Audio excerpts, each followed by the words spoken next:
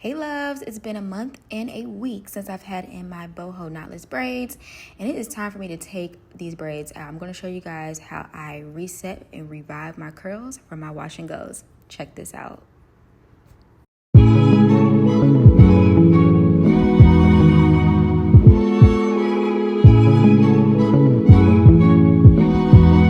Guys, jumping right into this video. I don't know if you guys can see up close, but I have quite a nice amount of new growth, and I did go ahead and take the back section out, so I'm only going to be showing you guys the front. But I really did enjoy these boho braids. In the future, I probably get human hair added pieces because the tangling was just unruly. But like I said, I did enjoy these, and I honestly would get these again, truly. So what I'm going to do is just kind of take section by section and start cutting the pieces and literally just unraveling.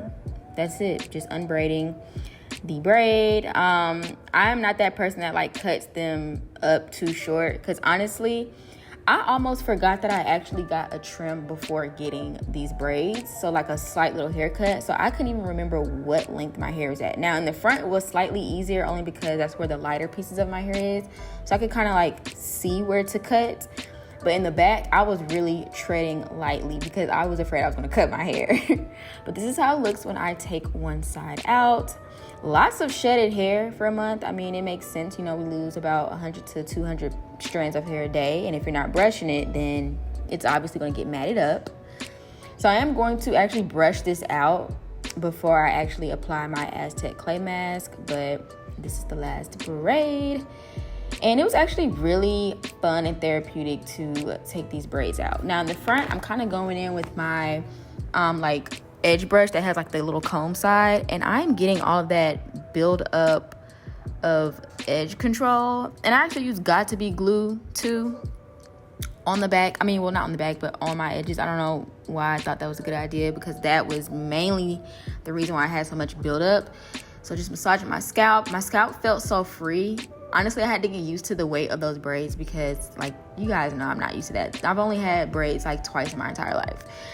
So I'm just getting some of that shedded hair out, sectioning it off, and I am going to go through and brush it out because I need to just get as much of the shedded hair out as I possibly can before I add the Aztec clay mask, but like also before I wash my hair, because I don't want all of that shedded hair falling in the shower, because that is just going to be way too much of a mess. Surprisingly, it was very easy to go through and detangle my hair. I did end up working in like smaller sections just to make sure I'm getting as much shedded hair out as possible.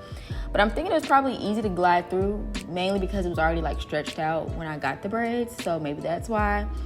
But yeah, so I'm honestly thinking about getting my hair dyed back black for my birthday. Let me know what you guys think in the comment section down below, because it has grown out quite a bit.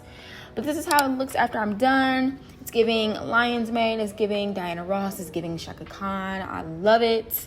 But now I'm about to get ready to reset this hair. I honestly need like a slight trim, which I think I'm probably going to do, and do it off camera, because if I do it on camera, I just feel like I'm going to get way too scissor happy. But this is how the volume is looking. A little slight growth. Again, I did get my hair cut in layers and like 2 inches off the length back in like May. So that's all the braided hair I took out, and I'm gonna get ready to show you guys how I put on this Aztec clay mask for my hair. So personally for me, I don't do too much of like accurate measurements. I kind of just eyeball it. So this is the Aztec Secret Indian Healing Clay. Please use a plastic spoon, y'all. I cannot stress that enough. Do not use metal when you're mixing this.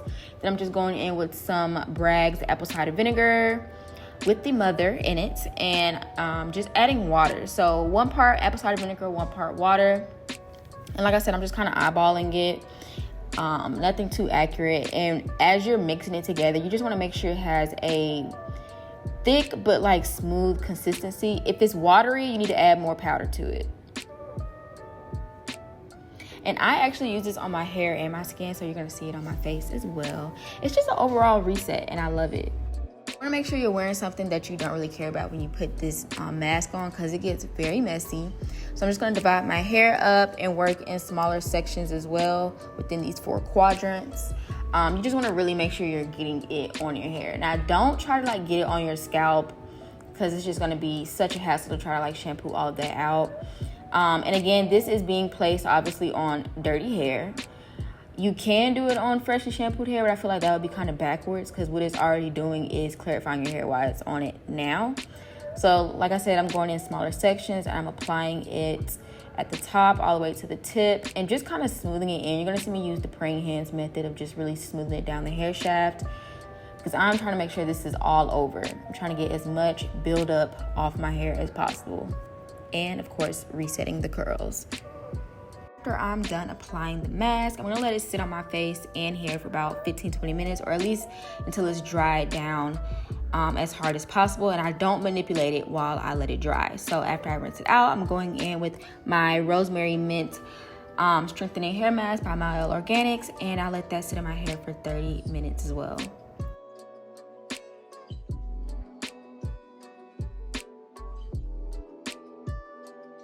Alright guys, this is my wash and go. I went ahead and styled it off camera because I have so many videos showing the exact routine and technique that I do. So I'm gonna just tell you the products that I use for this one.